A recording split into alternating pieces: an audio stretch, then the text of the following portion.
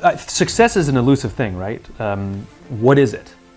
And I think it's very interesting that if most people can't define success, well, it means you made X amount of dollars. But if you make X amount of dollars but you spend more, are you successful? Or, well, it means you come home happy every day.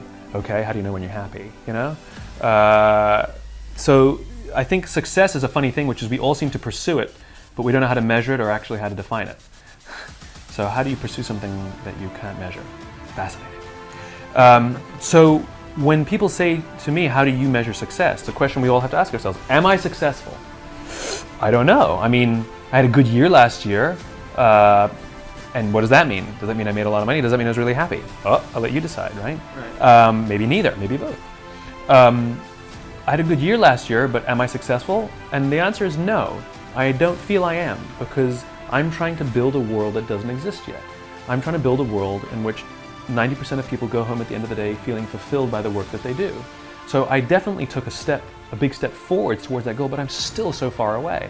So somebody said to me, then how do you know if you're successful? And the answer is, if it can go by itself. And so what is more interesting to me as a measurement of success is not the markers per se. It's not the financial goal or the size of the house that you want to buy. Those are nice things, go for it. But those are not measurements of success. Those are just nice things to collect along the way. Right. For me, it's momentum. I want to measure momentum, which is, you know, when something is moving and you start to see it lose momentum, you're like, uh-oh, give it a push, because if you don't give it a push, it's going to stop. And an object in stasis is much harder to get going. It requires a lot more energy to get something started than it does to keep it going, right? And so if you don't let it stop and you can keep it going, it's this, you know, it still might slow down there, but you can get it going again much easier. And for me, the opportunity is to get the ball rolling faster and faster and faster and faster and faster and bigger and bigger and bigger. It's like a snowball. And my responsibility is, because it's not rolling downhill yet, it's not on automatic yet, I need to still keep it going to find that critical mass where it can go, and at the point it can go by itself without me, then I will find something else to do. And that may not happen in my lifetime. I think we must all stop measuring promotions, salaries, and these things, but rather measure the momentum of your career. Does my career have momentum? Can I see it moving in the right direction? Can I see it gathering moss? You know, can I see that it's becoming easier for me to keep the momentum? It's becoming easier for me to grow the size of this thing. It's requiring less effort. That's the thing we need to measure. Yeah. That's the thing that we need to be cognizant of, which is the momentum of our careers, not just the markers that we think define our success. You speak to businesses and companies and leadership teams and employees and stuff. Without mentioning names, I don't want to put you on the spot, but have you gone and talked to a company that's been in trouble and then spoken to their team and then checked in on them after you've spoken to their leadership team? And what did that look like? Did you notice a noticeable change? Did they come to you and tell you that this has helped our organization out and our culture is much improved because of it? I'm not anybody's, like, you know, mom or dad. I'm not going to do it for you. And I have a very laissez-faire approach of it. I once had a client, this is a bunch of years ago, that said, what guarantee do I have that your stuff will work? To which my answer was, none. Like, I'm giving you a tool. It's like a hammer. You can use it broadly or narrowly. You can build a table, you can build a house. It's the same tool. You can use it for marketing, you can use it to completely revitalize your entire culture. And even though I'm going to sell you the most beautiful hammer, I'm not going to guarantee the structural integrity of the house, right? It's your business. You want to ignore all my stuff? Ignore it. I don't care. And if your business collapses, you know what happens to me? Nothing. Like, I don't mean to be cold about it. Like, of course I want the people I work with to do well, but it's not mine. It's theirs. And I take no emotional responsibility for the decisions they make. So yes, there are many people that I've had the pleasure of working with, some who work for dysfunctional organizations, that went on the hard journey of completely changing the way they lead and completely revitalizing their culture, and it has great success. It's not because of me, it's because of them, right? At the same time, there are many people who came in like, what an amazing speech, and did nothing. You know, thanks, that was great, you know? And of course it's gonna fail, you know? So I think that we have too much, especially in the consulting world or the design world, everybody's so paternalistic about it. And designers are famous for this, right? They get so personally offended when the client chooses the wrong thing. Oh, they're such idiots. Don't they know we're trying to help them? Or who cares? Like it's their freaking business, right? That's what you find. I've had that. Instead of arguing with somebody for them to make the right choice, because we genuinely want to help them, what I have found is if you push the accountability onto, because when we argue, we're taking accountability. This is better. This will help you. We're taking responsibility, accountability. But if we say, look, we've been doing this a bunch of years, we know more about design than you do, I'm telling you, for every reason that I can outline for you, why this will help you more. But if you don't want to do it, that's fine. It's your business. Do what you want. The minute you switch the accountability and put it all on them, amazingly, they're much more open to your opinion. So people are always talking about visions and missions and all of this stuff. When people ask me, like, what example should I look to? Like, what company should I? I'm like, here's an organization with a vision, a cause. It was founded with a cause. It's an entrepreneurial venture.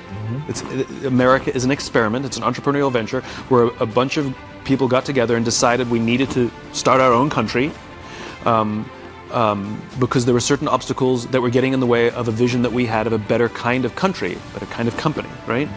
And they stated it right out of the beginning. All men are created equal, endowed with these unalienable rights, amongst which include life, liberty, and the pursuit of happiness.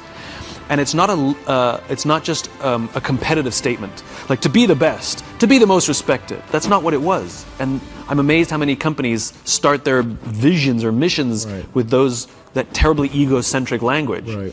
It was an ideal. And the amazing thing is we've been good at it and bad at it in our history, but it's endured for 240 plus years because we fundamentally believe that we are at our best when we're pursuing that. But it is an ideal. We will never actually achieve all people are equal, but we will die trying. And that's the point. And it's the same for a company, which is true vision inside a company, is something that has nothing to do with your product. It is an ideal to which you will attempt to build and advance that ideal through your company with your product. You'll never achieve the ideal, but you'll die trying. And this is what gives our work meaning. This is what gives our lives purpose, right? The difference between vision and a goal is the finish line. A goal is 26.2 miles. You can simply count the metrics and know when you've completed your goal. A vision is having a crystal clear sense of what the finish line looks like, but no idea of how far away it is. Wow. And the reality is you will spend your entire life never actually crossing the finish line, but the joy that every marathon you complete, you feel like you're getting closer. Every milestone that you accomplish makes you feel like you're getting closer and closer to the ideal, and this is what gives our life and our work meaning.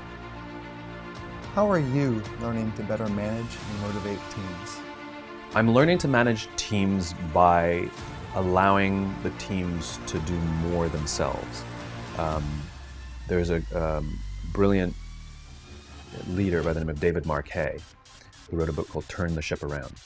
And he had an experience as a submarine captain on the USS Santa Fe, where he realized that as much as he knew about submarining, he'd been a submariner his whole career, that put on this new submarine, he learned the hard way that he actually didn't know how the submarine worked. He made an order that nobody knew how to do it because that didn't exist on that side. And so he realized he had no choice but to trust his people. And he went through this transformation as a leader of telling everybody what to do to allowing people to tell him what should be done. And I've learned a lot from him, and I highly recommend his book.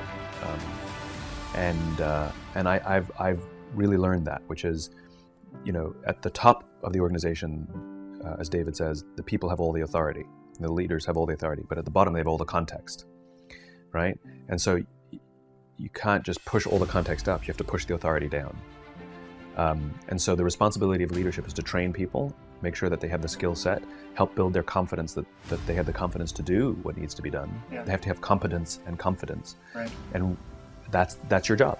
That's the only job of the leader. It's like a parent.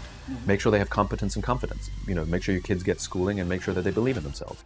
And then leave them, And so I've done the same thing. Instead of sort of showing people how I would do it, I want them to learn how it's done, and feel good about themselves, and then just however they do it is how they do it.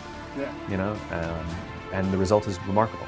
People feel better about coming to work. They feel like they have something to contribute. They feel more valuable, as opposed to just being told this is how I would do it or I'm going to do it this way. or do it my way. So yeah, completely changing my understanding of my job as more like a parent than a manager.